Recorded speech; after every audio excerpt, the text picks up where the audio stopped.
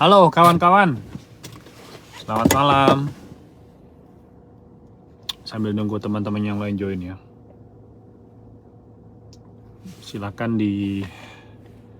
bisa di-share live-nya. Bisa di-share, bisa dikasih love, kasih like. Ya.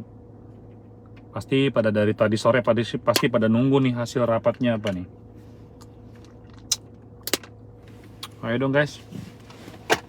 Kayak tadi sore punya nonton sampai dengan 2000 orang. Biar yang makin tahu makin banyak. Oke. Ya guys. Selamat malam. Silakan dibagikan ya live ini malam ini. Ini aku juga baru selesai meeting yang lain sih, jadi maaf ya, malam baru bisa ngasih tau kalian hasilnya seperti apa. Oke. Nunggu dulu ya teman-teman untuk join.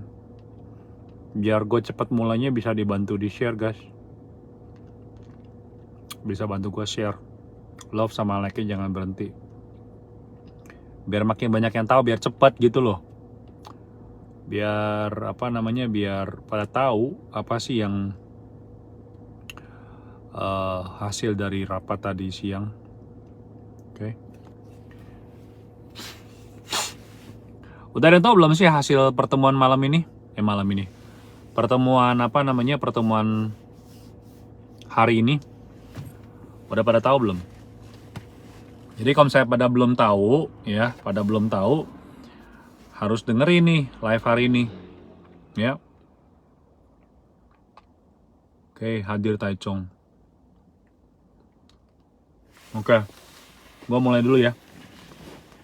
Jadi hari ini meetingnya kurang lebih 2 jam, dari jam 2 tank dimulai sampai dengan jam 4 tank juga dimulai, berakhir gitu loh. Terus begitu hari ini yang hadir dari Dirjen Bina Penta Pak Suhartono dengan jajaran dari Kementerian Tenaga Kerja, terus begitu Pak Beni dan jajaran dari BP2MI, kemudian juga dari TETO, dari KDI Taipei, sama dari Kementerian Tenaga Kerja di Taiwan. Jadi hari ini agendanya ada 2 yang dibahas ya. Agenda yang pertama itu soal kapan Taiwan buka. Terus begitu mekanismenya seperti apa. Terus yang kedua itu soal zero cost. Oke. Jadi 2 agenda yang sangat penting sekali yang ada hubungannya dengan kawan-kawan ya, buat teman-teman yang mau berangkat ke Taiwan ya, karena ada hubungannya sama biaya sama kapan bisa berangkat. Oke. Nggak bahas soal cuti. Oke, nggak bahas soal cuti, nggak bahas yang lain-lain. Cuman 2 agenda nih doang. Oke. Satu-satu gue ulas ya. Tapi pertama-tama gue mau ngasih tau kalian juga, untuk menjaga dan juga gue harus patuh ya, harus profesional.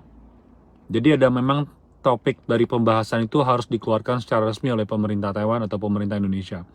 Jadi ada keputusan-keputusan yang gue nggak bisa kasih tau kalian di sini, tapi semua bertanda baik. Oke, semua bertanda baik.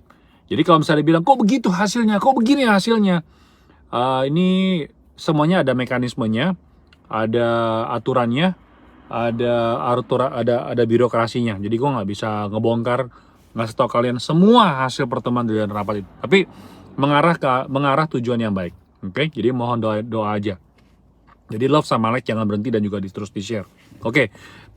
Pertama mengenai masalah pembukaan. Jadi kapan Taiwan itu akan buka lagi. Oke. Jadi program pemulihan mendatangkan pekerja migran dari Vietnam, Thailand, Filipina, Indonesia. Guys, alhamdulillah, puji Tuhan dan terima kasih kepada Tuhan, Indonesia akan jadi negara pertama yang akan bisa menempatkan pekerja migran setelah pandemi dari tahun lalu, guys. Itu berita gembiranya. Indonesia yang pertama. Ini menandakan bahwa kerjasama kedekatan antara pemerintah Taiwan dengan Indonesia, baik dari berbagai macam jenis dan juga berbagai macam pihak atau juga sektor, itu hubungan Taiwan dengan Indonesia juga cukup erat. Dan Indonesia bakal jadi yang pertama akan bisa berangkat dari Indonesia, berangkat ke Taiwan dari keempat negara yang lain. Oke, itu yang kita patut kita syukuri dan juga kita berterima kasih ya kepada semua pihak. Oke, itu yang pertama. Terus yang kedua dari hasil pertemuan kali ini itu adalah ada hubungannya dengan ini. Kalau mereka sudah masuk ke Taiwan ya, gue ngomong dulu dari sebelum masuk ke Taiwan ada beberapa prosedur yang sudah dipastikan. Yang pertama, apakah Taiwan itu akan mendahulukan, ini gue udah ngomong sebelumnya, udah mendahulukan siapa yang sudah PCR. Oke, mendahulukan siapa yang sudah PCR. Dan di sini Kementerian Tenaga Kerja Indonesia juga sudah memastikan ke depannya hasil PCR itu bisa terjamin keabsahannya. Oke? Dan dengan bangga kita juga memberitahukan kepada pemerintah Taiwan bahwa kita punya aplikasi namanya Peduli Lindungi. Dan Taiwan juga cukup kaget kalau misalkan di aplikasi Peduli Lindungi itu sudah mencakup berbagai macam informasi yang lengkap dari seluruh warga negara Indonesia yang sudah menerima vaksin, guys. Jadi dengan adanya aplikasi Peduli Lindungi itu benar-benar membantu semua pihak termasuk Taiwan juga bahwa oke, mereka jadi nggak usah khawatir lagi dengan hasil PCR tersebut.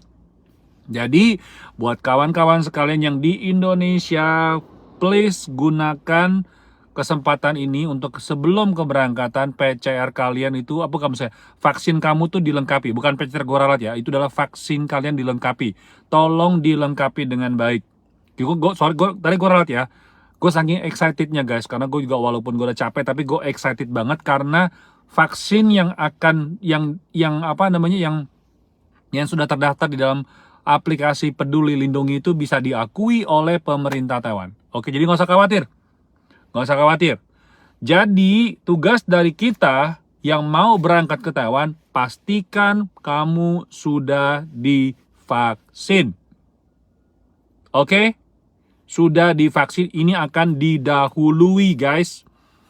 Yang ketiga, karena ini didahului, artinya pasti ada pertanyaan, vaksin apa yang akan diterima oleh pemerintah Taiwan? Jadi pemerintah Taiwan itu merujuk kepada hasil vaksin ataupun juga keterangan yang telah diakui dalam list dari WHO. Jadi listnya itu jenis berbagai macam vaksin yang diakui oleh WHO. Yang aku tahu sekarang itu ada 6. Dan teman-teman yang sudah Sinovac menggunakan vaksin Sinovac itu bisa tetap diakui. Jadi nggak usah khawatir lagi. Jadi mulai sekarang kalian udah nggak usah tanya vaksin di Indonesia ini diakui nggak nih? Jawabannya adalah diakui. Oke guys, itu mengenai masalah vaksin. Berikutnya mengenai masalah PCR. Oke, soal cuti jangan nanya gue dulu ya. Soal cuti kita nggak usah ngomongin dulu. Ini yang penting pintunya Taiwan itu dibuka. Nah, aku juga mesti menjelaskan kepada kalian bahwa pintu Taiwan yang dibuka untuk calon PMI ini termasuk dalam program. Nama programnya kalian bisa catat ya. Ini adalah program yang belum diterjemahkan ke dalam bahasa Indonesia, bahasa Inggris, bahasa Vietnam, bahasa Thailand, ataupun juga bahasa-bahasa lain. Indonesia adalah yang pertama kali duduk bersama, walaupun secara virtual, video conference ini ya, video conference ini. Jadi penterjemahan ini belum pernah disampaikan ke negara-negara lain. Jadi kita Indonesia yang pertama. Yaitu adalah namanya program khusus mendatangkan atau penempatan calon pekerja migran Indonesia ke Taiwan. Oke. Jadi ini program khusus, guys, ingat ya, ini basicnya ya. Karena program khusus ini karena disebabkan Taiwan betul-betul belum buka untuk dunia internasional bagi pelancong dari negara manapun, kecuali pekerja migran. Udah oke guys ya, udah ngerti ya. Sehingga begitu mereka bisa masuk ini karena yang bersangkutan ini termasuk dalam program khusus ini loh guys. Gue mau ngomong sebetulnya, tapi gue nggak boleh ngomong nih beneran. Sebenarnya berapa sih kuotanya untuk gelombang pertama? Gue hanya mengatakan bahwa jumlahnya itu walaupun belum terlalu banyak, tapi setidak-tidaknya bisa memenuhi. Gue kalau ngomong bisa dimarahin nih. Oke, pokoknya jumlahnya banyak ya. Gue akan umumin setelah diumumkan oleh pemerintah Taiwan atau pemerintah Indonesia. Gue nggak bakal ngomong. Tapi jumlahnya lumayan. Tapi perbandingannya saat ini 50% sektor formal, 50% sektor informal. Misalnya gini guys. Taiwan ini misal ya. Belum tentu ya. Ini gue cuma ngasih contoh. Misalkan contoh Taiwan membuka kesempatan kerja 1.500 lah, misalnya 1.500, berarti 750 untuk formal, 750 untuk informal. Tapi ini masih dibahas, oke, masih akan ada perbincangan lebih lanjut. Jadi ini angka bukan dari pemerintah guys ya. Ini gue cuma mengambil contoh. Pokoknya 50% pekerja formal, 50% informal. Oke? Jadi ini sudah pasti. Ya. Nah, kapan dibukanya? Dibukanya adalah tergantung dari kesiapan pemerintah Republik Indonesia, terutama pertama, PCR-nya sudah oke belum? Vaksin sudah oke belum? Walaupun bukan jadi alasan utama ya guys ya, karena vaksin itu hanya dianjurkan atau mendahulukan yang sudah vaksin. Yang kedua, apakah PCR kita ini udah oke belum? Karena pada saat ini pemerintah Indonesia sudah mengajukan 47 nama cabang laboratorium yang sudah diberikan daftar namanya kepada pemerintah Taiwan lewat TETO. Jadi guys, kalau kalian sudah tahu PCR mana saja, pastikan bahwa PCR tersebut di dalam 47 nama laboratorium itu. Akan tetapi, sorry, gue nggak punya daftar nama listnya, itu tunggu pengumuman resmi dari pemerintah Indonesia. Oke guys, ngerti ya? Jadi PCR ini nanti akan merujuk kepada laboratorium yang sudah diakui ataupun juga namanya tersebut sudah diberikan kepada pemerintah Taiwan. Jadi ini bukan sembarangan sesuka-suka gue ya. Oh, ini laboratorium diakui sama, karena tadi Depnaker ada ngomong, Kementerian Tenaga Kerja ada ngomong bahwa di Indonesia total ada 700 laboratorium yang bisa mengeluarkan surat PCR ini, ya. Nah, tapi yang diakui, the listnya itu, yang diserahkan kepada pemerintah Taiwan baru ada 47. Dan Taiwan bersedia menerima jumlah laboratorium yang diakui ataupun juga ingin dikasihkan ke pemerintah Taiwan, silakan, boleh tambah terus. Jadi mungkin kedepannya bukan cuma 47, mungkin 80, mungkin 90, mungkin 100, kurang lebih seperti itu. Oke? Itu dari soal kebijakan. Lanjut lagi ya guys ya. Nah, ini sebenarnya hari ini benar omongannya banyak banget. Gue sampai berasa, gue seneng banget sih akhirnya dibuka ya guys ya, sekali lagi. Thank you buat teman-teman yang udah ngasih love sama Alex sebesar-besar dan juga udah men-sharing video ini. Terus yang berikut nih guys. Ini PR buat kita ya guys ya. Teman-teman sekalian, ini PR buat kita. Tolong beribu-ribu tolong. Kenapa? Sebelum keberangkatan, nanti kawan-kawan calon PMI ini harus ditampung di sebuah tempat karantina. Tolong beribu-ribu tolong, selama masa karantina di tanah air sebelum keberangkatan, jaga kesehatan, jangan sampai tertular COVID-19. Please, beribu-ribu please. Karena itu nanti akan jadi kunci, karena sebelum masuk ke itu kan pasti kan ada PCR sebelum masuk ke penampungan ataupun juga tempat pelatihan ya. 1 minggu sebelum itu, 1 minggu di sana akan dilakukan tes PCR. Itu mungkin harus negatif hasilnya. Tapi yang paling penting, sebelum keberangkatan jangan keluar dari tempat penampungan guys. Beneran jangan keluar. Mati-matian jangan keluar beneran. Karena lu begitu keluar, resiko tertular COVID-19 itu akan tinggi. Terus sampai pada akhirnya, walaupun tes PCR itu negatif, ya kan masa inkubasi dari COVID-19 itu kan kadang-kadang 7 hari, 14 hari, bahkan sampai 21 hari. Bener nggak? Jadi mohon beribu-ribu mohon, begitu lu udah pasti, udah siap berangkat dan dikasih tahu tanggalnya, selama masa menunggu di dalam asrama ataupun juga di hotel penampungan, jangan keluar.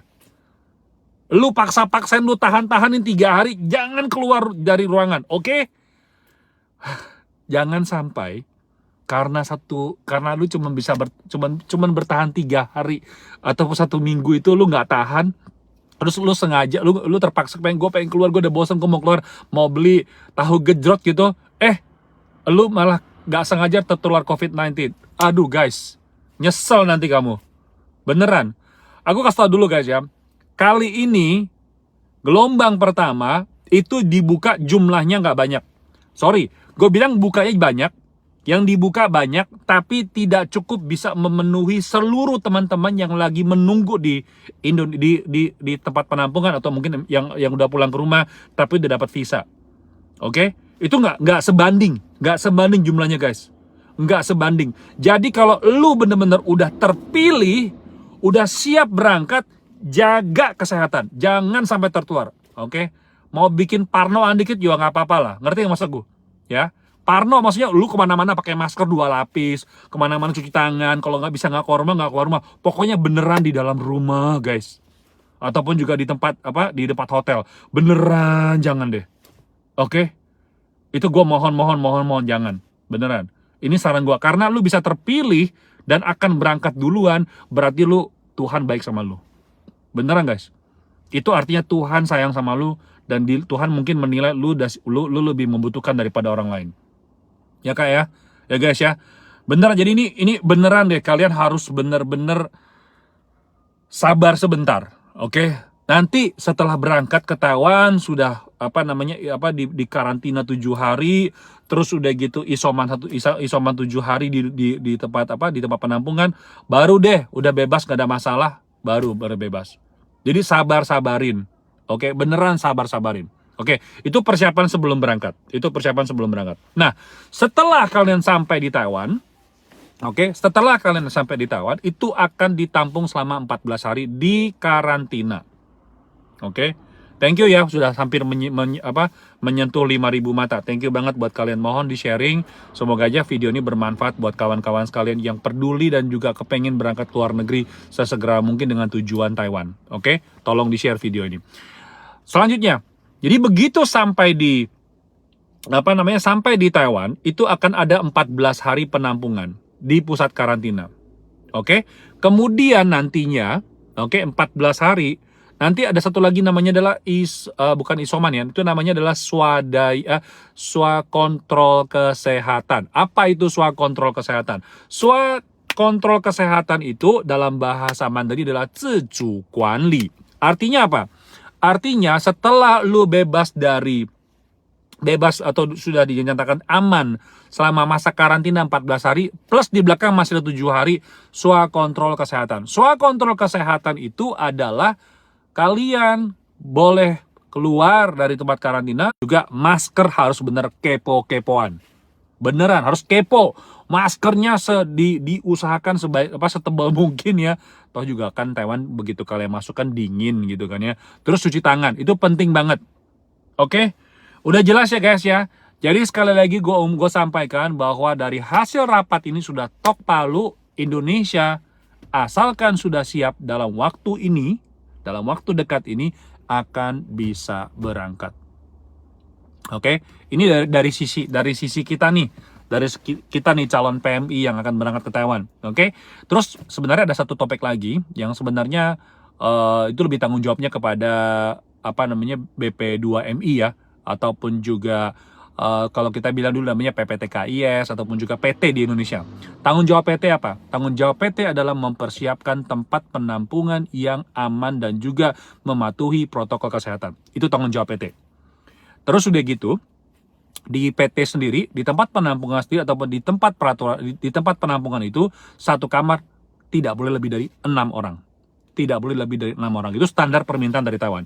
Yang kedua, jumlah orang yang ditampung dalam penampungan itu tidak boleh lebih dari 50%. Misalnya gini, mungkin penampungan ini dulunya boleh menampung kurang lebih 200 orang. Ya, maksimum dia punya kapasitasnya 200 orang. Tetapi masa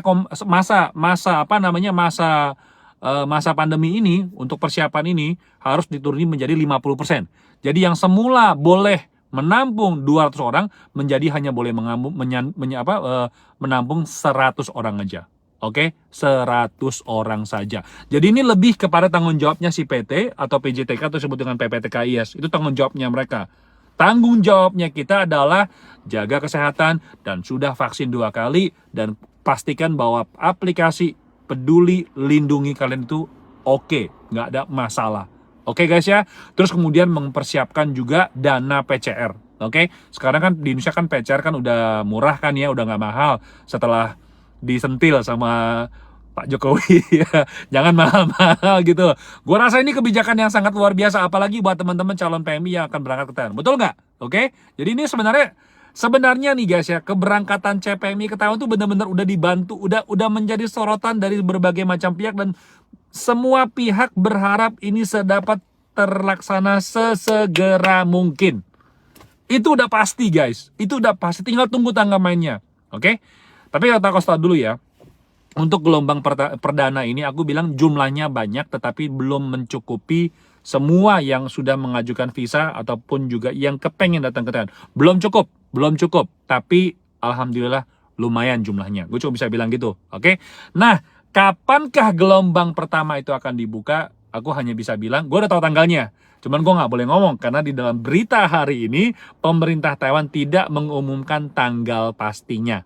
Oke, jadi gue nggak boleh ngomong, walaupun gue tahu ya guys ya, gue tahu, tapi gue nggak boleh ngomong. Kita harus profesional. Jadi ada hal-hal yang gue harus hormat dan patuh terhadap ketentuan yang sudah diberikan. Maksudnya ini kan bukan wewenang gue juga, karena itu tanggung jawab dari pemerintah Taiwan ataupun juga pemerintah Indonesia ataupun juga peserta yang rapat. Jadi gue nggak boleh ngomong, oke? Tapi yang pasti akan dalam waktu dekat. Kita tunggu tanggal mainnya aja ya. Mestinya sih gue nggak tahu, mungkin dalam minggu ini akan udah tahu jawabannya tanggal berapa sampai tanggal berapa. Itu ada jeda waktunya. Kemudian mengenai masalah gelombang kedua, karena kan gue bilang kan ya, ini gelombang pertama dibukanya dengan jumlah terbatas. Oke? Gelombang keduanya kapan? Gelombang keduanya akan dibuka seperti katanya Kak Faisal.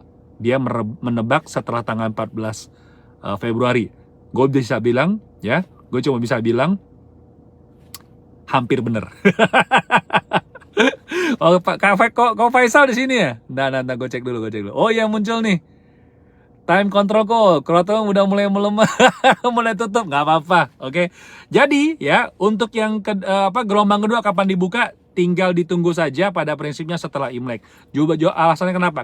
Karena ini ada hubungannya dengan kemampuan di Taiwan sendiri untuk bisa menampung orang-orang yang pulang itu akan berbenturan dengan jumlah orang dari luar negeri dan warga Taiwannya sendiri. Oke, jadi yang pasti setiap negara akan menjaga baik-baik warganya supaya bisa dapat terlindungi haknya. Oleh karena itu kenapa akan ada penutupan sementara ataupun juga dibagi menjadi gelombang pertama terlebih dahulu, karena gelombang pertama sudah berjalan dengan baik, kemudian ditutup sementara karena kebetulan dengan persiapan warga Taiwan yang mau masuk ke Taiwan pulang kampung karena lebaran Imlek, jadi akan ditutup sementara ya, tapi itu sementara aja.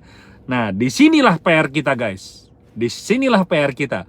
Kalau gelombang pertama ternyata ada yang COVID-nya ternyata tidak terdeteksi dengan hasil PCR yang nggak bener, ini jadi PR berat buat kita ya. Jadi sekali lagi gue tekankan buat teman-teman sekalian, mohon sabar. Oke, mohon sabar. Oke guys, jadi ini agenda yang pertama. Oke, ini agenda yang pertama yang sudah gue katakan. Agenda kedua mengenai zero cost. Ini banyak sekali yang bertanya. Jawabannya, kali ini untuk zero cost untuk sementara tidak dibahas. Kenapa? Karena ini terlalu banyak biaya-biaya yang harus didiskusikan lebih lanjut antara pemerintah Taiwan, pemerintah Indonesia, majikan Taiwan, pekerja migran Indonesia. Ini harus dibicarakan baik-baik dan itu nggak mungkin dalam waktu dekat. Oke, jadi kedua belah pihak sudah sepakat bahwa untuk zero cost akan dibicarakan dalam pertemuan berikutnya. Oke, dalam pertemuan berikutnya. Oke, teman-teman pasti banyak kapan dibuka tanggalnya ya, gelombang pertama. sabar ya Kak ya.